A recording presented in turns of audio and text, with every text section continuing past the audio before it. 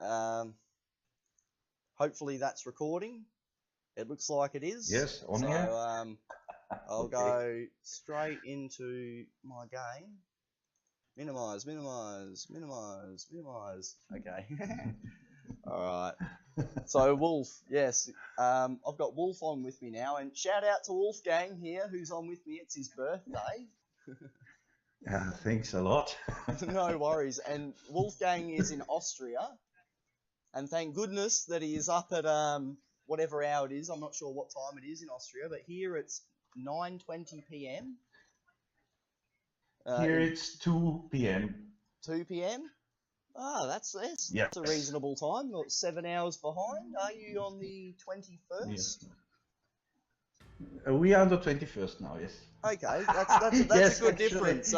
America, I quite often talk with guys from America, and some of them are 13 hours, no, 15 hours behind. Yeah, Yeah, it's okay for a different date then, yes. yeah. So that must be if you're 7 hours behind. So it's only like 8 hours difference. So that's a bit better. I suppose you're in between, aren't you? Yes, exactly, Yeah. exactly. It's 4,000 kilometers east to the east coast of the USA. Okay, so that might be a good meeting ground for people who, me being in Australia, coming from Australia and meeting people from America, Germany or Austria might be a good place to meet. Yes, it is actually. There is a lot of people coming to Vienna because it's such a safe place here, There's nothing much going on. So people prefer to have their safety meetings here as well. Much better than in Germany. Yes. The Antifa is missing here, Okay, because I am aware that a few years ago, places like Switzerland, a lot of countries were up in arms about all these migrants, immigration and all that. But most of the people looking for a place were actually asylum seekers. Now I know this because I did a lot of market research, and a lot of that stuff was for the Australian government. And I'm not going to say much more about it because that would be breaking the privacy arrangement, the privacy laws. Yeah. But most of the stuff that we were doing was for the government, and a lot of people had a very biased view about, they referred to them as vote people. Now, that's a very general term. Now, for a society, for a media to portray something in such a general term leaves much for interpretation. I mean, they weren't showing the places these people were coming from. Most of these people are escaping war-torn countries, and they get criticised. Now, I'm not saying that most of these people shouldn't be screened. There are criminals everywhere. It's without a doubt. And there's people in squalor. Oh, hang on. Zachary, yes. Yeah, I'll just change my audio settings. Okay. Hang on. Did you hear any of that? It sounded like a Chinese.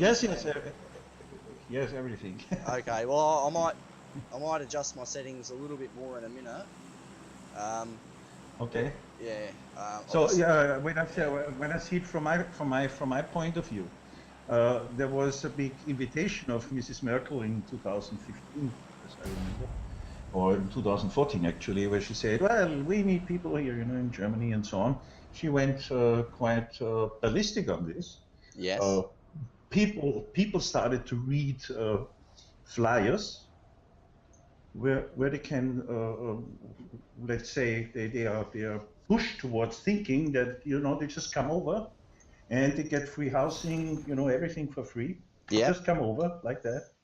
And it was an invitation for economic part. It wasn't refugees or something like that. Okay. So when all of this came over, all of these refugee streams came over, in Austria, they said from the 1.5 million who passed through our country and also through others, it was about 200,000 refugees from war. Okay. Far out. Yeah, and that's a big proportion. Yes, and the few families that were there, they were just like weapons. When the Hungarians blocked the border, they took the children and went in front of that, Oh fence. no. Okay. Yeah. So yes, so to defeat the tear gassing. Okay. So that was, in my opinion, it was planned. I also heard about people talking about strategy. So you have to plan refugee routes when you attack a country, for instance, because otherwise you will not be able to fight there if refugees go in all directions. So you plan refugee routes, and these routes have been planned in direction to Europe. So we face that, and if you see 300,000 men between, let's say, 19 and 25 on the border being pulled into the country, led into the country without identification, without screening, with nothing, this is called an invasion. Yes. This is not refugees. And that's dangerous. So, yes. And now what problems do we have now? Then we have tuberculosis here now. Oh, really? And we have no... Yeah, of course. They come from countries where there is all sorts of stuff, you know. if I'm not mistaking it, tuberculosis comes from cockroach feces, does it not? No, it's you know, this infection has been contained in Central Europe about 50 years ago. Yeah. It is since then thought to be extinct. There is nobody. I mean, maybe 1 million people have it, but now the doctors are not trained to that anymore. Yeah, the pharmaceutical companies. Yeah, it's a forgotten disease, and now they face this now because they came from Nigeria also. They came from North Africa, from everywhere. Yeah. And they brought all of these diseases into Europe. So from the point of view of the pharmaceutical industry, I would say, oh, wow, nice job, right? Yeah. I can sell some millions of units per month, okay, for injections and stuff like that. But the doctors are not trained to that. So they do not know how to cope with this stuff. Yeah, exactly. It took 1 year, and now it's a problem. Exactly, now it's a problem. And but it has been known before, of course. And the problem has a year head start too of any solution. So yes, it's not good.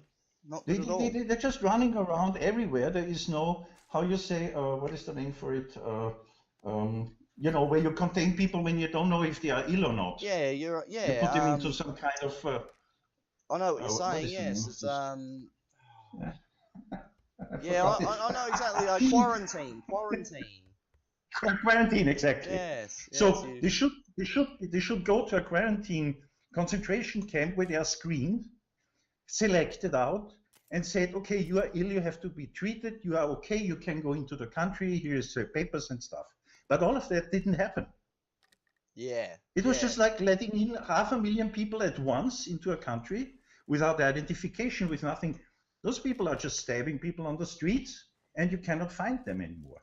Yes. They have no ID, nothing. You see. Indeed. And this is it's unbelievable that they did that.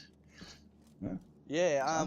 Australia had a similar issue, like I was describing to you a moment ago, where you know, people had a specific viewpoint on the whole refugee, just calling them boat people. Now, you know, there are a certain percentage of people who are coming from a bad environment, and they have children, and you know, they're just trying to get out of it. I understand that, and like you're saying, there was no control around who was coming in, no quarantine, no checking. Have they got any diseases? Yes.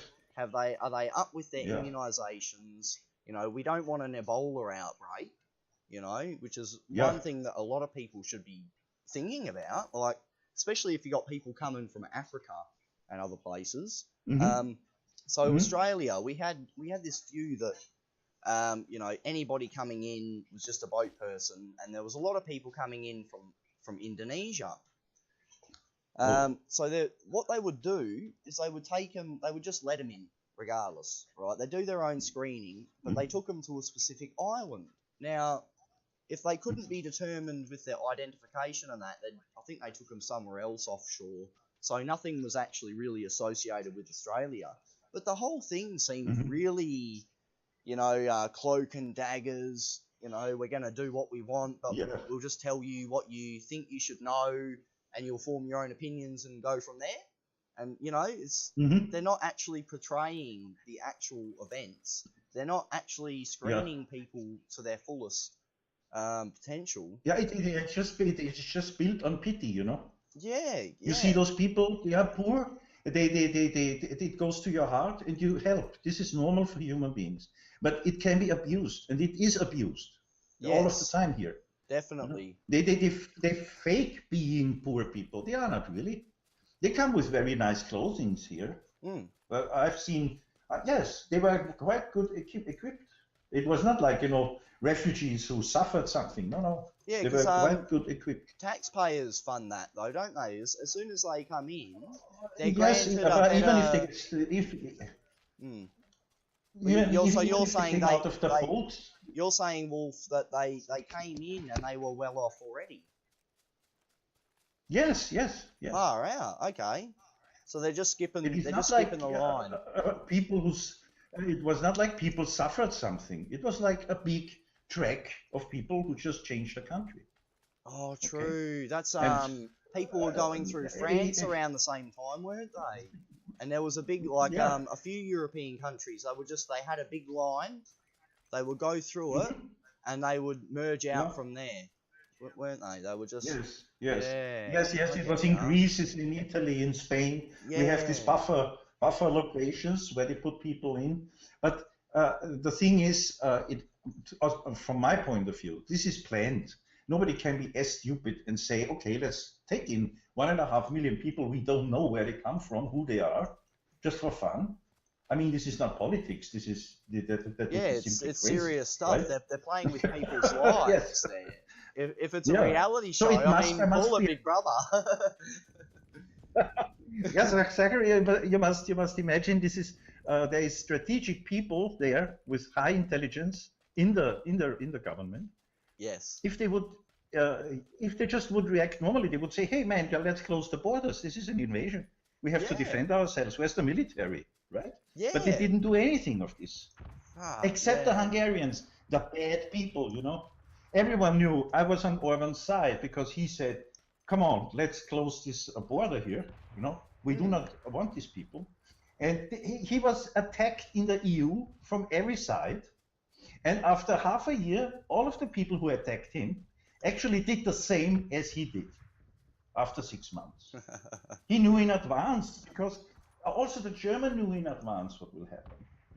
But Yeah. maybe it's like Machiavelli, you put people in there, you sow troubles amongst the citizens, and you can lean back and have your government as you like it, right? Yes. Well, it's So like there's a lot of things. it's like the puppets, puppeteering, isn't it? At the end of the day, Yes, you're just yes. pulling the It's divide and strings. conquer. Mm. Huh? Just pulling Divide the and strings. conquer. Yeah. Come on. Yes. Exactly. And that's why I think the governments get a lot out of pushing the whole debates about racism and all that, because at the end of the day, we all know it's not about racism. It's not And about it's not minority about it. majority, because at the end of the day, Well, men are now a minority. all, And you don't no, hear no, half as many men complaining. Oh, I got a car. look, Zachary, all of the scientific data tells us that ethnicity and culture, okay, can only thrive when under itself, so when isolated from others. Yeah. Diversity is not a strength of anyone. It's a destructive force. We have in France, now in Germany as well, in Sweden, there is these no-go zones. Where's the diversity there? There's only Muslims living there. Police doesn't go in. Okay? They're afraid to go in. So if you go in there in the no-go zone, yeah, it's your problem. Okay? If you get attacked, stabbed or something, nobody will help you. Far out. We do not touch these areas. And there's already 56, I think, in Sweden. 56 of such zones. And in France as well.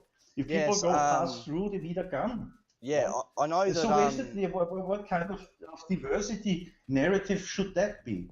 Yeah. It is just people against people. It will be civil war if they do not change it. In Germany already, that the right wingers started with it, but now it's going to the liberals. They start to say, okay, no, we do not want the Muslims here, right? Yeah. Somehow, the last 2 years we saw things happening we really don't want. Yeah, So now exactly. they're rethinking everything. Yeah. Yeah. The lines So. between everything seem to be getting more and more skewed, and everybody's left Hmm. more and more put on any other like the other side of everybody else. Um, Yeah. what do you think a solution is? I mean, I was always a bit um, heavily biased against like any type of one world government, and like because in a sense that would kind of Yes. Yes. abolish Yeah. culture. Yes. But We are at the both end of the not. We are both day, not globalists. it seems like we need to. Like, I think the only thing that's going to change much is going to be radical change. And it's going to leave a certain Yes. Yes. proportion of people quite unhappy. It's, Yeah, yeah, absolutely. We are called names for that, in Austria and in Germany, because we do not agree with diversity and with uncontrolled immigration. We do not want this because we don't need it. We have our own problems here with our people. We have to take care of this first. We will be completely helpless when they take over. Okay, yeah, the schools are not big enough. There is no teachers for them. They cannot integrate. I mean, they are not here because they love the country and they want to have the culture and they want to assimilate it. They are here because they need money. It's a yeah, complete different motive. They are not interested in Austrian culture or in churches or in buildings. No, they have their own culture and they build it here. It's like making a second country here, okay? And yes. it's of course triggering anxieties. Imagine we would go to Dubai, 2 million Yeah. Austrians going to Dubai and starting with Alps houses there, right? And having Yeah. having They, nu- hey, having nudity having nudity on the beach, for instance, right? yeah, They well, would just flip out. they They better would flip change out. their next language to German after South, or was it Arabic? Yes, yes, yes. Second biggest We, language, we Austrian. Yeah, but we accept it, right? We accept that if we go there, we will behave in a way that it's not offending them, that it shows we have dignity, or we have respect, okay? Yeah, But they do the opposite here. They do the opposite here. They demand because they know we are tolerant. But tolerance cannot exist without limits. If you do not have a limit to tolerance, there's no tolerance. And it's just stupidity, right? So exactly. there must be a limit to the tolerance, and we must say, okay, up to here and not, don't cross this line. You know, leave us this space that we have. We give you your space, and please try to understand us because you are living with us in our country. Yes, and Okay, if you can, and please contribute. yes, yes, exactly, Yes, exactly. But because that's a that's big actually not factor. happening. Yeah, Yeah, exactly. So if I would go to Australia, I wouldn't have any problem because we share the same values. Uh, we behave in the same way. Okay, we're yeah. drinking alcohol, The we're eating pork, infrastructure is we have mainly fun. identical as Uh, well. yes, yes. It would be for me. It would be nothing. But if I would go to Egypt, I would leave the country after 4 weeks. I say no, that's not mine. I cannot. Right. Yeah, So if I'm forced to be there, I will collect all my Austrian friends around me. We'll maybe buy a building and say this is now our small Austria here, and we just keep the Egypts out of that. Huh? yeah, And exactly. this is the equivalence, right? And this shouldn't happen anywhere. And all of the scientific data today, I've heard about. I was on a YouTube channel, and who was it? I can't remember now, but I sent you the link. All Was it this about the this rats? Was it about the rats? it was about diversity, Okay, all and right. it was about the fallacy that diversity is a strength. And Yeah, there's countless tests of this, and they all say the opposite. Okay, yeah. so diversity is actually a destruction. It is not something creating anything. It is a destructive force because people tend to be attached or attracted to their own ethnicity, Yes, not to another one. I have a good example for that, Wolf. Mhm. If I, being an Australian white man, I'm quite young. I'm only 26 at the moment. I'll be 27 in Mhm. November. Um, Uh, but I know that if I was to have a child, say, with with a small Asian girl, right, younger than uh, me, guaranteed she's gonna yeah. have a really hard time during that birthing period. Like Mhm. DNA tells me Yeah, that yeah, it's I'm a Caucasian male, right? I'm a big guy. Well, not big yeah, guy. I'm actually a small guy, but I do have a bigger than daughter, her. and she's a big girl. She was born quite big, so you know I would actually fear for any Asian woman having a child of mine. There's no way around it. It's just a physical trait that you cannot avoid. So that is a good reason to discern from specific traits within people. It's what would you call it?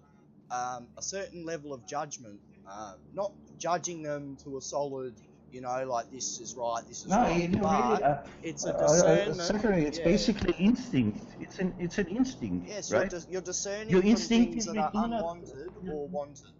At the end of the day, it's a Uh-huh. win or lose situation that most men will end up trying to take the win method. It's just our instincts have become flayed from society and the everlasting revolution of politics and manipulation through the system. Exactly. You know, and we have the biggest system the best system in the world, what we've created. And I know that it started in is it Western Europe? Most of modern Western civilization actually started in Western Europe. With technology. It was French, English, German. Basically. Yeah. And so the Asians also have a very strong, different appearance than us. So it is biologically not fit. I like Asian girls very much, you know. Oh yeah, but it is a of course, I do not. I have no anxieties of other ethnicities. I love the idea of a nice woman. Yes, but you know, it's a difference if you are together with one person or with 2 million of them. Indeed. This is completely different. Yes. Yeah. So we cannot just say, okay, diversity is nice. Maybe at home with the family it's good. Okay, you have a girl from Japan, and that's okay. But if you have 2 million Japanese people in Vienna, for instance, they would just outnumber the Viennese people. So there will be Japanese spoken, the dishes will change, everything, diet and so on. So all of this you must really take in account if you think about people from other countries, from other cultures also. And this is something which was completely ignored here. The only parameter was there is a war, people are shot at, and they are poor, and we have to take them. That was the narrative, basically. And then they found out, hey, they come from India, they come from Morocco, is a war there or something? From everywhere. And the Syrian refugees mostly go to Lebanon, at the borders where they live, they find places where they can hide. Yeah, closer to home. Yeah, they do not go to Germany. What should they do there? Yeah. They go to Lebanon and live in a tent there. And our minister, actually, who is now the boss of the parliament now, okay, now the prime minister, very young guy, Sebastian Kurz. Nobody thought he will win that. He just said, we have to take our money and build those bloody camps there where they live. Yeah. And not here in Austria. Yeah. Because they have their food there, they have everything halal as they want it. They can eat their sheep, because we do not have sheep meat a lot here. Yeah. We have a lot of cattle, and we have pig. And they do not want the pork meat. Okay? So that's a big problem for us. Yeah. How should we supply that? Too much supply, too much demand, not enough supply. Yeah, there is no lamb anymore here. You know, they ate it up. Okay, so you have to wait another 2 years to resupply their own resources. But in Lebanon or in the countries around, let's say, why is not Saudi Arabia doing something? Yeah. Why is not Saudi Arabia taking in Syrian refugees? What's the problem with them, right? That's so right. They take, but only little amounts, 100,000, 200,000 people. And so I know if this is the amount they want to take, there is not much. Okay, it's not millions of them. It's only a few, because most Syrians just stay where they live, no matter if there are bombs or not. It's their home. Right? Yeah. Actually, in Australia, I remember there was, I think it was about 3.5 years ago, or maybe 4, just before all the crisis with ISIS in the Middle East type area coming into Syria. Yeah. There was a massive influx of young Syrian women, all in the schools around, not far south of Perth City. So you know that's like 1/4 where I am, where I was going for work. That's about a whole quarter of the Perth surrounds. Involving the train system. So you know, I think that's a good gauge to go on just the pure influx around Perth. And there was quite a lot, because I remember looking at them all going, oh, they're all young girls, because, you know, they've all got the hijabs, the ones that just cover their hair and their cheeks and go around the back of their neck. And I actually quite like those. You know, there's some really good looking ones, and a lot of the girls were actually very good looking young girls. I'm not saying that in a weird way, but, you know, they look like well-respected young women. They are Caucasians, actually, like us. Huh? Yeah. They're just a bit of darker, a mix of Indian and Caucasian they are. Yeah. So, but the people look pretty well like South European guys. Yeah, and I know a lot of good stuff come out of Syria through the last 1,000 to 1,500 years, you know, like mainly through their steel production methods. Damascus steel comes out of Syria, if I'm not mistaken. Yeah. And the Japanese hoarded that for centuries. They loved the stuff. You know, high carbon content steel with you know, microfiber carbon through the steel. Who's gonna say no? Oh, I wouldn't. I mean, any other man would just be like, I'm on that. This is a good trade, you know. So, I mean, Syria has a very big and very old culture. Yeah. This is not something, you know. It's not like Saudi Arabia. It is. It has also strong connection to Europe. And because Turkey didn't exist at this time, right? So it was the Syrian people actually lived from Damascus to, let's say, where today is Istanbul. It was a very big culture. It was huge, and it was known. Because that's what I was thinking. The names were different, you know, but there were the Albanian in it, also the Kurds, you know, who are fighting now for their existence against the Turks. So all of these states that we have now, all of these, I think Churchill created a few of them, like Syria. They have been a big area with very old cultures in there and very good cultures in there. Yeah. And unfortunately, this is all going to waste because of resource battles, because of politics. You know, Assad said, no, don't put the pipeline from Iraq to the Mediterranean Sea. I don't want this. Right? Yeah. And since then, USA is pounding on Assad because he refused to fight against Iraq, to join the coalition against them. They say they're brothers, right? Iraqi and Syria, this is brothers. It's like you say to an Austrian, we're going to attack Germany, you help us. The Austrians will say no. Yeah, definitely. Because that's like what I was thinking when we first started talking. We were talking about where you are in Austria and the countries around it, and that Hungary was right there on, I think it was on the east side, is it, Hungary? Hungary is on the east side together with Slovakia, and on the north side is Czech. On the other side, so it's close. On the west side is Switzerland, on the south side is Italy and Slovenia. That's right. I don't have the map up at the moment, but yeah, because Hungary is close. From my education, most of the English language and quite a few other languages come from old Germanic language, which actually encompasses... And from Latin, it's a mix. Okay, it was like a byproduct, coming out of that region, involving Turkey, and you know, it was all a really old, big area back then. I think who was it? There was someone who actually, was there a person who conquered the whole area? No, I think it was just barbarian, wasn't it? It was, no, there was in the north the Angler and the Saxons. They were in the north. To the East Poland and North Germany, right? And the Goths before that, the Goths. That's right. That's what I was thinking. The whole Gothic, because I hear a lot about that. You know, like Gothic is in the pop culture type of scenario, but you know, I knew from a young age there was a bit more around that. It was more of a lifestyle and an age period, you know, than anything else. Exactly. Because a lot of people go, oh, the fashion, like, he's a goth guy, look, he's dressed in black. But no, it's actually from a cultural point in time, like, Exactly, yes. They have nothing to do also with the churches. They're just a name-giving thing, you know. But if you look at the map of Western Europe, or let's include Russia into it, you will see very harsh changes over 400 years. Austria and Germany and Czech and Slovakia, they were all part of this holy Roman Empire of German nations, it was called. Yes. So there was this yellow flag with the black cross in it. That looked a bit like MGTOW today. And they was fighting against the Bourbons. They was fighting against, let's say against everyone.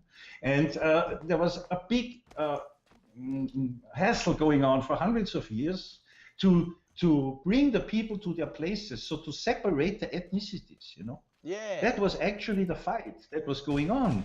And now we have a Europe which is quite segregated. You have the Hungarians who do not speak any of the languages we know in Europe. They are very close to Finland, maybe, with the language, but they're not connected in any kind to Latin or to German or to English. So they have a complete different, not Slavic language. We have the Slavic people from the north to the south, this big belt, which separates us from Russia. And all of this has had a lot of blood on its hands, until all of the people said, okay, now we are comfy. We are living in France. That's our nice place here. We like it. We're living in England. We are in Germany and so on. So it took a long time, over hundreds of years, to get this sorted out. And now the politicians come and they want to change it back. Yeah, anarchy. Yeah? Anarchy. They want to dissolve every border, every regional border as well. They say we are all one Europe. Bullshit. We are not. Okay. And that's the why the USA is not Europe. Yeah, indeed. The USA has 220 years or something, and they are all the same people. They came from one core, let's say. Okay. Yeah. They came from one core on the East Coast, and they spread over the entire country. So they had all culture in common, but we do not. We had the Huns here, the Mongolians, we had the Slavs, we have the Scandinavians, we have the Latins, we have the North Africans, the Ottomans. This all changed Europe completely over 1,000 years, 1,500 That's what years. I was thinking. The Ottoman Empire is what I was thinking before, Wolf. You've sparked my memory. We stopped them here in Vienna 2 times. Okay. With the help, we had only 6,000 people in Vienna in arms, okay? But Vienna was very good built, in the defense kind of mode. And I do not say anything against the Turks, but the Turks always needed, let's say, a 1 to 10 outnumbering figure to be able to attack. So Poland sent his king, right, with 10,000 horsemen. And another guy, Prince von Savoyen, a prince from the western part, came with I think 16,000 men, and they just kicked 300,000 Turks' ass, and they ran away. What with you said 6,000? You said in arms. 6,000. We were there was a very 6,000 were in Vienna stationed soldiers. Yeah, wow. And they defended against 320,000, I think. Ottoman army. And they were waiting for months until the reinforcement came along, and they kicked them away. Okay, and this happened twice. This happened. So the Ottoman Empire stopped at Vienna, more or less. That was the most northern part, very well. But they went over entire North Africa, over the Middle East, down to Saudi Arabia. It was very huge. It was like a Roman Empire. Yeah. The Ottoman Empire was a big empire. I know that much. It covered multiple Now imagine some stupid guy comes along and say, you know what, let's roll back. Let's change again back to the Ottoman Empire. Let's forget about Libya, Egypt, Tunisia, Algeria, Morocco. Let's just kick that. That's all Turkey now. But what would happen? That's the definition of anarchy, Wolf. That's it's literally a free-for-all. The next but this is what the European Commission has in their head. That's why Brexit worked, because they do not really ask the people what they want. They just say what they have to do. And also in Austria, in Germany, everywhere the voices against the European Union are rising. We want to have our sovereign states back. We don't need these bloody people in Brussels. Okay, that's right. They are not electable. They cannot even elect them. They're self-elected. What is that, right? I thought we are over this. Well, what are we? 2018. I mean, I think it's not 1819 now. We don't need that. People are too worried about other people these days. I mean, not enough people are looking after themselves. The people in power, they just need to make a decision and not worry about so much explaining and justifying the decision. They just need to be accountable. You know, that's why they're doing the job. That's why they're in that position. I mean, So for us, for all of the people in Europe, actually, for the Polish as well as for the Austrians and the Hungarians in Italy, they say, listen, we have our language, we have our culture, we have our food, we have our preferences, and we do not need any lecture from Brussels what we have to do. We are here since 3,000 years. We don't need you guys.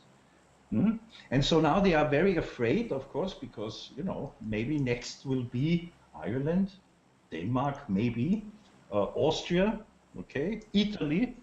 Italy is fully against Europe. I think if they will make, if they will have a voting process now, you know, a referendum.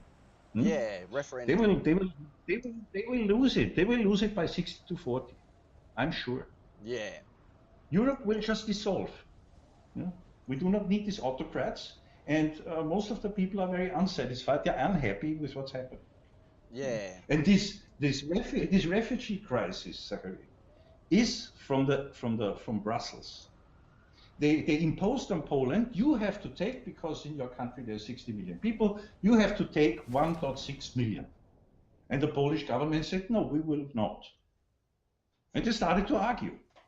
Yeah. So like, Brussels what's tells us how many we should produce some facts and get on with the job. I mean, arguing is not for politicians. It's, you know, if politicians get into an argument, someone needs to stand down because they're not doing their jobs. Exactly. So I think Brexit was a very good thing. You know, it started to wake them up. Of course, they call them names now. Okay, the little English and so on.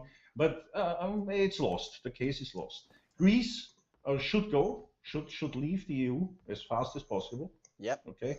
They suffered the most from it, didn't they? Yeah, they have a look. I mean, you might not be familiar with this, but Europe has a very big performance delta difference between South and North, of course. Yeah. It is a climate cultural thing. Okay. You cannot move the way you move in Sweden, in Apulia, in southernItaly. You will die there, okay? It's 45 degrees. You do not run, right?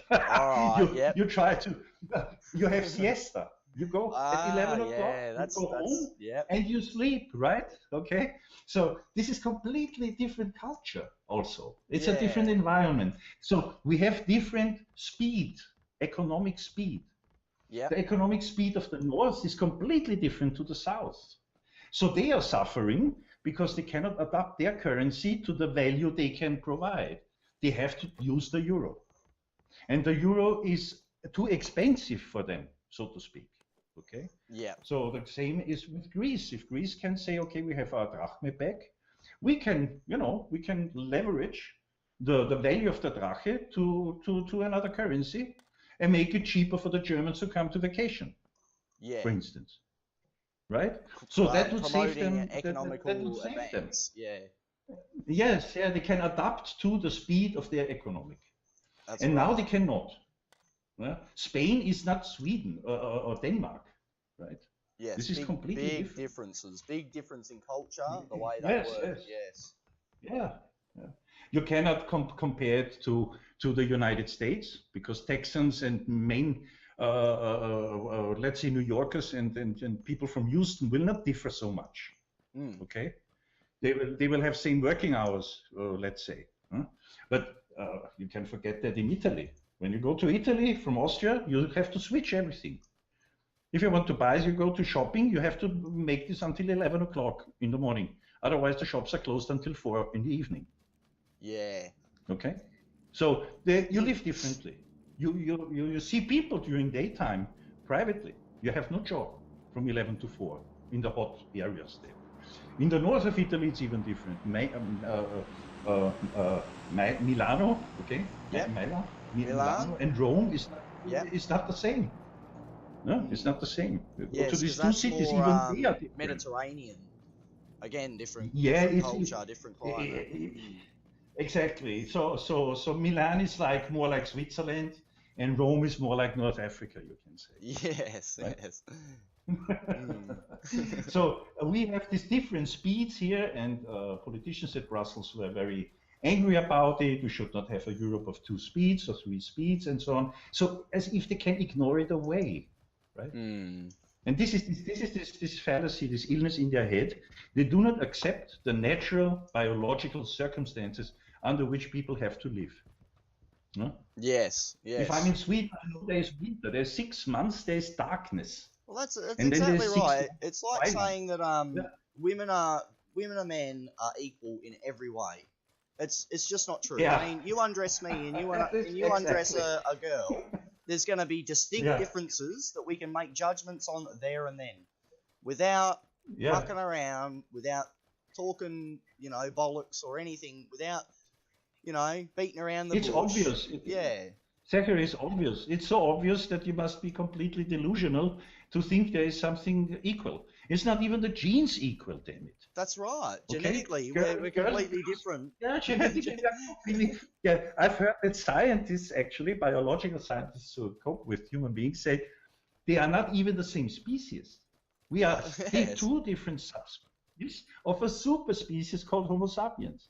But broken down to men and women, we are not even the same species genetically. Yeah. And they try to fix everything like doing, let's just treat it the same. It doesn't matter. Treat both genders the same, both sexes. That is not feasible. It's not. Nobody wants it, actually. It's not. Nobody wants it. It's not. Imagine a whole army going out fighting for the men, looking after all the kids. I mean, there goes the end of civilization as we know it, straight away. Men can't breastfeed. I mean, men can't reproduce again. What's going on in Australia actually with the politics? It changed, huh? Well, to be honest, from Wolf, the female. I don't follow a lot of politics because I consider it more like comedy. Common sense should kick in where we shouldn't have to really worry about what's going on. Really, it's not my job to make these decisions. I actually make an effort not to vote. Yeah. I mean, I'll pay the fines if they're going to fine me for it. I think it's now become mandatory that I need to vote, and because I'm a union guy, I pay fees towards a union. But the thing is, I only started doing that because of social events that they were promoting, where because I was already a member, they'd take me out, and if I had a family, they'd take my family, and at the time I had a missus, and we just had a newborn baby girl. That was all kind of really good in my mind. But now I'm paying I think it's $13 a week, which isn't much. But they stopped inviting me to social dues. So I'm kind of thinking, I've got no political agenda. All I want is my basic, what I'm entitled to. I'm not even talking about rights or anything about equality. It's just a predetermined arrangement that me and my employer have. I want somebody there to help me if something goes wrong, So most of the time, they do nothing for me. It's just a backup. Yeah. And at the end of the day, they're enrolling me to vote. And I don't want to vote. So, So you're more community in terms of taking care of each other. You're more community-based and not so much political or government involved. I'd say Let's say that. you have troubles with something, and who's actually helping you if you have some, let's say, health issues, and it's not, going to work out with the insurance, something's wrong. Who's going to help you? Is this a more community-based thing? We do have Medicare, so in a matter of fact, every taxpayer Australian does contribute to, Medicare and everything like that. Social insurance, we say, yes, we have the same here. Social insurance payments. It's not private; it's the public health cover. I'd say the next best up from Australia might be Canada, and then I think the best might be even communist off the shore of America. What are they? Venezuela, you mean, or what? No. They've just recently. What was it? They've just recently started being more capitalist. after a long time. Oh, God. There was Bolivia, a maybe? nuclear crisis with them in America some years ago. Cuba, Hey, Cuba, Cuba. That's the one. Cuba. Yeah, Okay, okay, Cuba. okay. Because they're communism. But that's one of the most Yeah, prominent it was Fidel examples Castro a of long one that time. actually worked, and it's only now that they want more Yeah, capitalism, which is what I yeah, was yeah. more aware. I think that was actually a couple of years ago they were saying about that, but I still think it's Hmm. relevant, because things don't happen overnight. Um, Exactly. yeah, Well, so Cuba was just completely cut off from world trade. Okay, so yeah, they had we cannot 1940s, really we cannot 1950s really know cars. how they would have developed, right? Because they were just isolated. It was a, let's say, a extreme form of politics applied on, or boycotted. The Russians, I think, and a few South American states were the only one helping them. But yes, the Medicare in Cuba is perfect because people from the USA and from Canada just went there, okay, Yeah, yeah. to have treatment. Same with Yeah, Canada. yeah, People go across the border to get healthcare yeah, just yeah. because it's cheaper as It's well. also, of course, yeah, yeah. They concentrated on those things, right? Mm. It was socially influenced. But what I saw is you had a very long, not a very long, but maybe a quite significant history in feminists in the government. And I saw on a YouTube video, I saw this, how was her name, Gillard or something, who was, bragging about she doesn't need lecture about misogyny and stuff like that. Yes. And they were in charge, right, in Australia. They were in charge. They were the government, or they Okay. were in a kind. I do not know. Was it like that? I have no clue. Quite possibly. I mean, I actually see something about maybe 10 days or so ago, about a Hmm. woman in the Australian politics, and she said to him, "Oh, don't start mansplaining." And he said, "Excuse me, hang on, don't you think you're being a Yes, little bit?" yes, yes, Yeah, is exactly, that what you're talking exactly. about, Wolf? Is that? Yeah, yeah. No, But no, there's a second one. similar. Her name is Yeah. her name. Yeah, it's very similar. Her name is Gillard, Oh, I think. Julia Gillard. Oh, In yeah, the redhead girl. yeah, in Yeah. a blue dress, and she lost the elections. Yeah, Yeah? but she was And the guy, nobody. Do you know what, Wolf? Nobody voted for her. She was put yeah, in because of a roux. The government overthrew uh-huh, itself and put yeah, somebody else in because they said, right? They said, not the people. We didn't have a vote, so nobody voted for her. yeah, They just replaced uh-huh, the person with her. I uh-huh. mean, what I incentive see. does that give me to vote? You tell me. Yeah, yeah, Why exactly. should I vote if they're going to do what they want? And Yeah, I think yeah, that's a very fair point. I mean, a lot of people will be like, "No, you got to yeah. Of vote. You got course, to you're have a right. say." But I never went to university, man. I'm out of high school before I even hit year 10. Right? I've had Hmm. 8, maybe 10 jobs. I've processed fruit for a couple of weeks doing seasonal work. That was Hmm. for icicles. I've done newspaper rounds. I've done French furniture polishing. I've been a Yeah, sawyer for making boxes, crates, and pallets. I've done uh-huh. sheet metal fabrication. I've So fabricated aluminium window frames. You know. it's a bit like me because I have Mm. 5 different professions when I Yeah. was young, right? Yes, because I was not satisfied with this one, changed to the next one, and so on. That's very good to meet this. Yeah. It's good for your for your personality and for the future. You have no troubles, switching jobs if it's necessary. Yeah. But Wide variety where of are you experience. located, Zachary? I Mm. forgot. Sorry. Where are you located? Perth, Where are you located? Western I'm Australia, Perth. Perth. Okay. Yeah. Yeah. Okay. Okay. Good. So on the other side from the parliament. How much I'm is that? Let's south. see. I'm near the suburb Armadale. Uh-huh. Yeah. I see. Okay. Okay. Okay. So you're not connected to the parliament anyway. No. They a lot of You have people in Australia, they like to say that WA, Western Australia, is the state of wait a while. Because if you have a look, if you have a look, right, and you Yeah. use Google Maps and you go from Perth to, let's say, Shark Bay, anywhere near Shark, say Monkey Mire, right? That's something you could type in, Perth to Monkey Mire, right? And I bet you, you need to stop overnight at least once. It's no doubt going to be about maybe 1,800 k's. I've done it once. So I got as far as Denham. I mean, it's very huge there. Yes, so you can imagine. You need to make lots of kilometers there to come from one city to the next even. That's right, and that's our maximum speed limit on any West Australian road is 110 kilometers an hour. Now I know in Germany they've got the autobahn, but there is no limit at all. You can drive 300 if you like, but this is exception.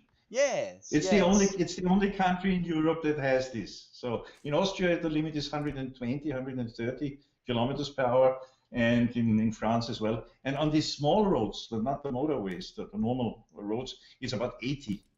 So you can't get very far. Kilometers per hour. Yes. So you subtract about 40% of it to come to miles then. So it's very restricted, and yes, in Europe we even prefer planes and trains over the car, because a car is a real pain in the ass, if I can say that. You get charged, and you pay a lot of fines. Everything is so cloggy, you have these traffic jams going on when vacation time is. You can wait 6 hours, 7 hours to go through a tunnel, right? Oh. And yes, they're standing there, 20 kilometers a queue, they even have catering services for the people waiting. Oh no. Yes, they get sausages and water and bread and stuff like that. So there's people selling food and selling stuff there. Okay. Far out. It's a week in beginning of summer and a week at the end of summer where this happens, right? Yeah. It's every summer the same, And many people say, okay, not for me, and we take the airplane to Italy. Let's say it's 1 hour. We are there, and we do not have this hassle then. Yeah. But, how do you go from Perth to Sydney or something? It's all by airplane, right? I would. If I had a car at the moment, I'm not allowed to drive for a little while. When I do, I'm considering not getting another car because of the expense. I think I'm better off getting a motorcycle and training up on the motorcycle, which is going to cost me 3,000 kilometers. Sorry, it's a long. Yes, I would not attempt it. In the car, the maybe biggest, a week. Yes. 5-6 days. I think the shortest you could do it is about 4 to 5 days. People can correct me in the comments section on this video if I'm wrong, if they know actual figures. But if there's two people taking turns driving 24 hours a day, if they can, then it's probably about 4 days or so. Of course, you're going to stop. Everyone needs to go to the toilet, so Speaking of that, actually, Wolf, do you need to have a quick break for a minute? Yes. I need to go to the toilet real quick, but I'm still. Yeah, me as well. We call each other, okay? All right. Well, I was just gonna say, Wolf, I'll just mute my mic and then I'll run back. Yeah. Can you do that on your screen? Do you have a mute option? Yes, I have. I do. All right, just mute, and we'll both run off and come back quick. Okay, good. Okay, Wolf. See you in a minute. See you in a minute.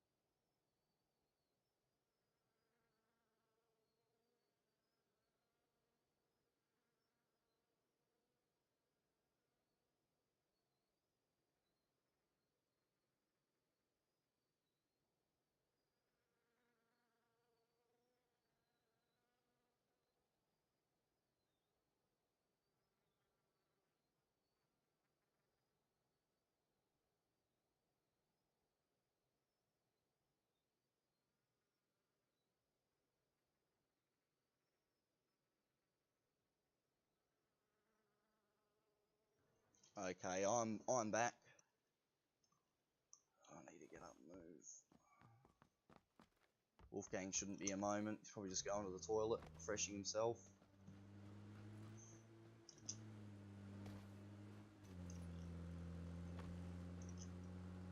Oh man. Okay, I'm back. Yeah, no worries, Wolf. Me too, mate. Me too. Yeah. What is the time so now? It's getting a bit late the here. time It's is 10:15 yeah. now. I usually get up at 4 in the morning, so. I see. It's 3:15, so there's still sun, very much sun actually. Snow is melting, and I also have to go to the ice cream parlor, buy some ice and some cigarettes.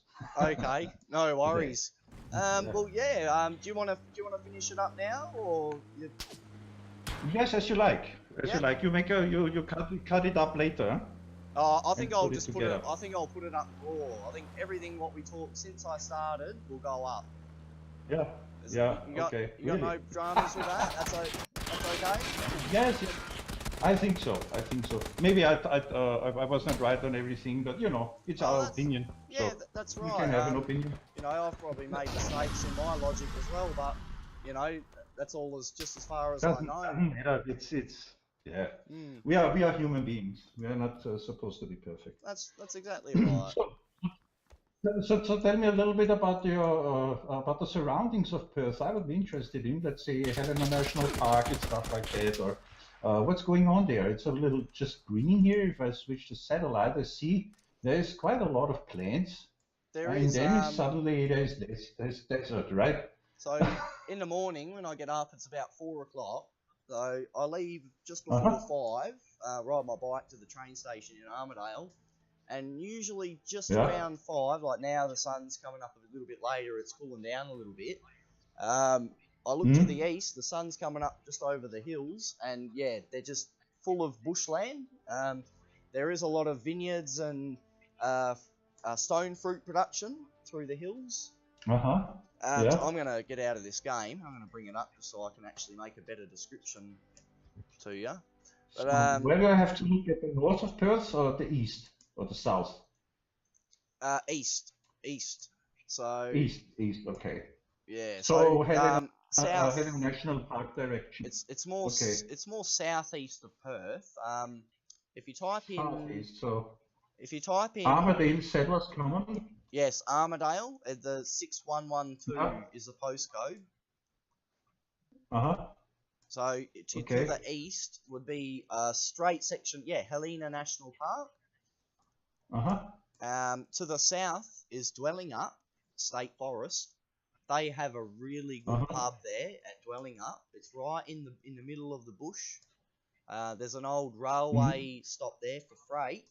There's also a big water pipe that I think goes from the coast in towards the inland, towards all the farmland you can see out near Boddington and Wandering.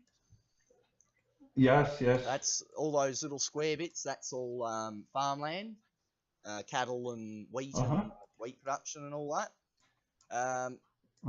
So Dwelling Up, but their pub is so good, they let you take your dog right through the main bar into the outdoor area where you can sit with your animals and have beers and food.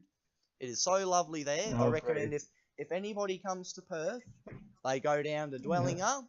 Even the drive is lovely. I mean, you go anywhere in WA, I'm sure it might be the same all around the whole coastline of Australia, but every 10, 15 minutes, the environment changes so rapidly, you think you're in a completely different region. You go from one set of wildflowers and trees and specific shrubs to a completely different one within minutes. It's just amazing. Yeah, so I actually see in the satellite picture that it's very diverse, if you can use this word. There's also mines there, I can see. Boddington gold mine. Yes. And there's a few old tailings there, maybe some stones just for building, construction work and so on. But there's a gold mine there. Is it still working? No doubt. Actually, I think Merredin, I think it's a bit further south and east. But actually, it might be north, Merredin. But I think there was Merredin. I see. Yes. Yeah, there's a lot of cattle there, but they do I think there was some gold found, and I think it's the next boom town. Oh, really? Because other than that, you'd have to go all the way east to places like, or even north, like Kalgoorlie, Boulder, Paynes Fine. That's another gold area. That's northeast of Perth. Yeah. It's kind of east from Dongara on the coast. Paynes Find. Hang on, Paynes Find, that stands out when I'm zoomed out. So you got Cervantes on the coast, and you zoom in a bit inland, and you got the Karoon Hill Nature Reserve. That looks all red out there. That's where you find the gold, where it's red. Comes out with the iron and that, yeah. Karoon Hill Nature Reserve, yes, I got it. Yeah, Karoon, yeah. It's all around there. You got So is there farmland there? But there's all farmland there, isn't it? Yeah, mainly like sheep and that. You know, a lot of the area inland is used for open grazing. I mean, there's properties out there, especially when you get to the Northern Territory, the Northern State. It's a long way away from where I am in Perth, Northern Territory. But over there, at one point they had no speed limit, no posted speed limit. And they had a blood alcohol restriction of 0.08. So if you're a farmer, so you can go drunk there actually. Well, you know, you can have a pint and a middy and a meal with your mate who lives 3,000 k's away and still make it home in the same day, right? Right. So you go and what was it? 100 k's. Well, you might not be that far, but you know, like 800 k's to see a neighbour. Let's just say you drive 120. That's what, 7 hours, if that. So it's if he's a few hundred k's away, mate, that's 3 hours there, 3 hours back.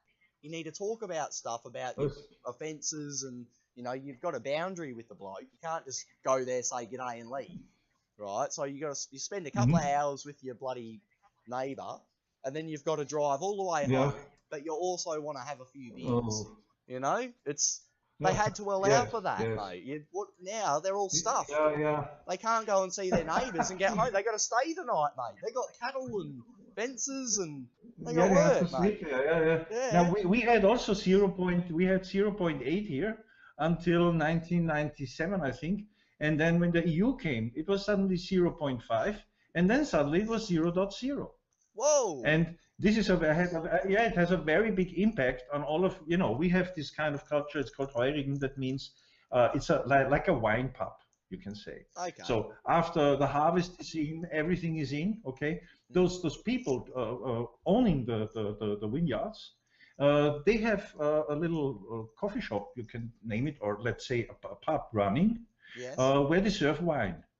And they depend strongly on this business during a few months. And so since they made these harsh conditions for people driving with their car home, people do not go there. They cannot drive, so they need to take a cab. Yeah, so it's more expensive and so on. So in the first years it was a catastrophe. You know? Yeah, I bet. So, it's just like destroying and remote, and also, yes, it's destroying. It's also a very old tradition. I do not know, maybe since 200 years they do that. And you know, it's families, it's 8 generations doing this. And the people are remote. Those vineyards are not in the center of the city. They are remote outside. There is no bus. There is no tramway. There's no train going there. So people heavily depends on a car driving to these places, right? Yeah. And so they didn't make it in the correct way. Otherwise, I would have said, okay, let's install a bus line there, right, for the night. Yeah. To bring people home. Huh? So that's right. They just a public service, and do it for free, and say it comes out of tax because people already paid. Yeah, that's right. Exactly. Don't make them pay on the day. Years for that. Yeah. Far out. Yeah. They needed 10 years for this. And then they have the night line. They installed the night line in Vienna, where you can basically go over the entire day, 24/7. You have bus. Okay, so it's solved now, but for 10 years they suffered with their business, big time.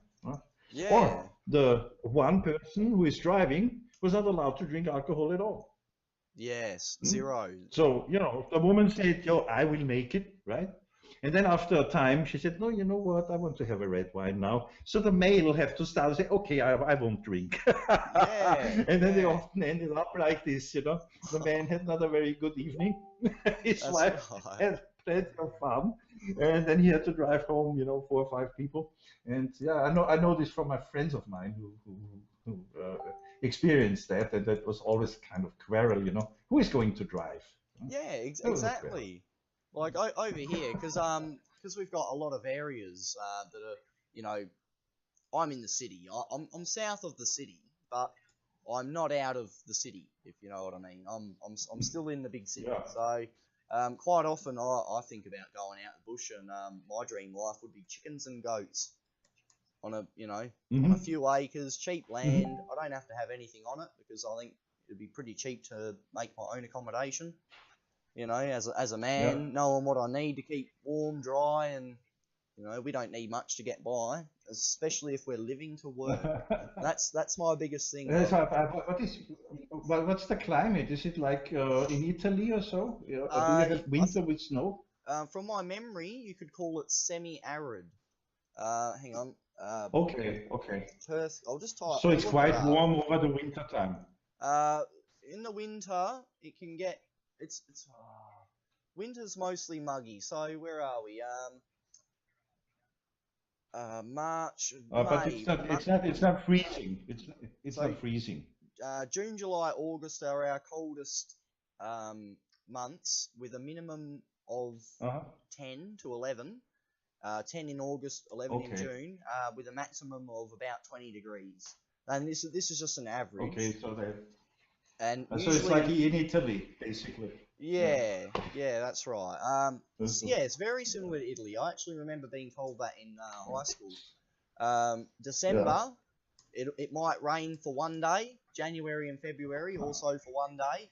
But the Aboriginals, they always said that we had about 6 climates. That if your summer was humid and stormy, you would have a period after that where it would kind of go in between the normal summer and the tropical types heat and summer, and that was the 5th and 6th type of season, and it all depended on the summer.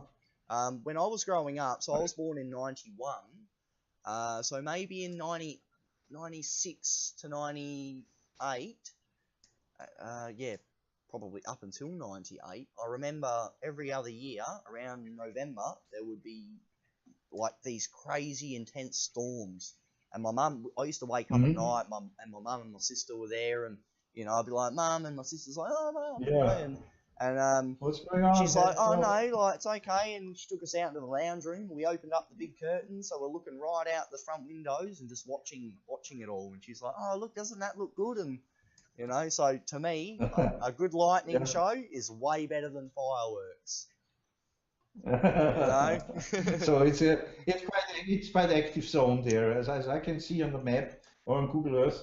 Also the hurricane-like or storms are passing in the north of this of your place, Perth, and in the south there's something similar, rotating like the southern jet stream maybe. So it's quite active weather there. Yeah, around the south it does tend to. Yeah, you're fairly accurate there. Are you looking at a weather map? Yes. When you switch to the satellite on the Google map, yes, then you get actually Google Earth, and you can see the cloud formation that are right now actually photographed, that have been photographed. There's a big system in the north of Australia. There's like half of the size of Australia. And I think one of the southern parts of that is touching, what is it called? It's Carnarvon. Carnarvon, yes, Carnarvon. Yeah, Kennedy Range National Park. It's touching there. And that'd be a high pressure, isn't it? Be a big. I don't know. I'm not a professional, but it looks like a hurricane. It'd be a big low pressure. Yeah, that doesn't doubt. Yeah, I don't doubt you there. I'm not looking at it, but that makes a lot of sense because usually we get it's quite huge. It reaches from Singapore down to the place I told you, to the Kennedy, what do you call it? Exvana, you know, Kennedy Range National Park. Yeah. So it's quite a huge system, and I think this is normal. Yeah. There. It seems normal. It's passing all that And you moist also air got comes the El down. Nino. El Nino is also reaching right to the coast, to the east coast of Australia. Yeah, Huh? usually down Yeah. south there in all that green patch, usually that's where we get it going in a big like cyclone type pattern or a big spiral. Because you can see that where you're talking about from Singapore, coming right Yeah. through in the middle there, between the Christmas Islands and the coast there of Australia, Yeah. where the mass of it is. You see all inland of Western Australia, all the red, how it's coming down in towards Perth. So that's all the hot air coming down, right? And it's probably raining a bit up north in a humid way, but down south there, because we get that cool air coming up, and as well as coming in from the from the west, it's kind of condensing there. But at the moment, I think we're getting more warm air, because I tell you what, man, it's 10:30 at night, and I've got my back door open, I've got my front windows and my front door open, and I'm still sweating on the forehead. Oh, damn it! But you have late summer now, right? Well, Or you could call it that. autumn-ish. Yeah. I think our seasons aren't quite what they used to be. I think, you know, when they say Yeah, about global warming, I like to think climate change, and it's actually a regular occurrence. You know, Yeah, but it really looks like the hot, humid air from the north collides with the more dry, cold air from the south, and gives you quite a good climate there to make everything green, turn everything green there where Perth is. Oh yeah, but if you have a look, how much would you say 20% of Australia is actually green? Yes. And it's only at the coastline. You go to the centre. It's only at the coastline, exactly. Yeah. Where enough humidity is to generate rain anyway, because in the middle of Australia you would not have much rain, I think, for a few decades now. Yeah. When it does rain, a lot of places flood out in big, massive floodplains, and it all drains. I think a lot of it drains south through South Australia, through all these channels. I know they did a lot of nuclear testing around South Australia. I think it was in the Simpson Desert. Yeah, nuclear testing. So I know. But the water came and started to sweep the fallout away, right? Yeah, you'd hope so. And if you go down to the Great Australia Bight, which is just off the Nullarbor there, that's actually should be a big tourist destination, because that whole part of the coastline from, where is it here? Is it just north Port Lincoln just north from Cape Arid National Park? It becomes sheer cliff all the way across through South Australia. Where are we? Actually, no, all the way into South Australia. Port Lincoln. Yeah, so into South Australia. Yeah. So I know there's a highway. The Nullarbor gets so straight. If you're just driving it, you spend so long on the main highway that it's easy to veer off the road, because you're becoming desensitized. Yeah, you need a dead man switch here, right? Yes. You've got nothing to concentrate on, so you lose concentration. You just veer off the road. Tired and sleep. Yes, but I think there's another highway. I think it's the Gun Barrel Highway, or I might be mistaken, and they might call it that. But there's one that's so straight and so long. I think it's one of the longest in Australia, maybe even the Southern Hemisphere. But yeah, it's literally dead straight for the longest period that any other country has a road for, as far as I'm aware. Also, the train tracks are also like that sometimes, huh? The GAN. I think it's the GAN that goes right across from. It might be. Is it East Perth? Yeah. For a very long distance, just straight ahead. Oh yeah, just goes out. Might go down a bit down south, and then it just goes. It's pretty much straight. Where am I? I've lost. Oh, there I am. Well, because we sold once travel to this place for doctors here in Austria. I was in the travel industry, so tourism, and one of our programs was Australia. There was a seminar for basically pharmaceutical companies that try to get the doctors there, and they made a program, and we had one where we went with this train in 3 days, I think, on a very straight track. And he said, Yes, there's nothing else than this straight track, and they went 3 days in a row with this train. They paid for that. And the train doesn't stop overnight either. I don't think so. They had everything inside, so it was quite luxurious. You know, they had the beds, they had all of the food, everything. The entire infrastructure was there. You do not have to get out. And I cannot remember that they had a stopover somewhere. It was just from A to B, and as far as I remember, it was 3 days. The duration was 3 days. And the guy making this program just said, you know, you do not see much, but if you look out of the window, you see this desert. It was a bit like desert-like. It was not so much plains there. I've seen the photos, and I was asking myself, what is the people looking for? You know, Yeah. on 3 days in a train ride, just because it's straight. Yeah, true. It's quite known for that it's straight, and so they booked it. You know. Yeah. Just there is no curve nowhere, so it's one direction. Yeah. In Austria, so it's quite complicated. It's like a little tour, isn't it? Yeah, and in Austria, it's quite complicated with the trains because of the Alps, you know, of the mountains. Oh yes. So you have a lot of curves, and sometimes really you can get ill from that. And they started to straighten them out, you know, to make how is it called, tunnels through the mountains. They start to build. Then they just took another track, another route to straighten it out and so on. So you can go from Vienna to Salzburg in 2 hours, 50 minutes or so. Okay. Yeah. Just it went a bit better now, but still there is areas in Austria where you cannot reach by train. You have to take a bus or something because it's, you know, there's no chance to go with a train there. Yeah. So you are quite blessed with Australia because yeah, we have huge area with plains and not so many mountains, not very high mountains there, as I can see. So you can have very cheap railroad tracks. Yeah. Very cheap, actually. Because we got the distance to do it. Yeah. Yeah, here we have from the south of Vienna, when you go over the Alps and you want to go to Italy, for instance, you have to go over Semmering. Semmering is a mountain.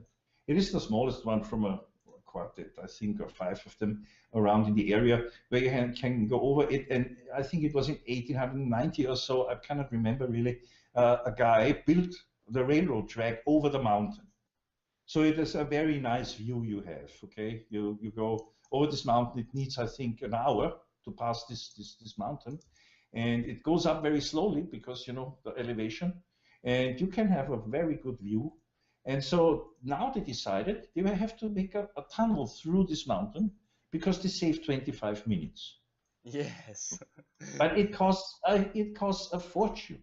It does. Okay? Just to save 25 minutes. Yeah, and to save 25 minutes. What they'll do is they'll charge more for the ticket price to fund that tunnel. Yeah, of course. So of course, for long you pay more for a shorter trip. Yeah.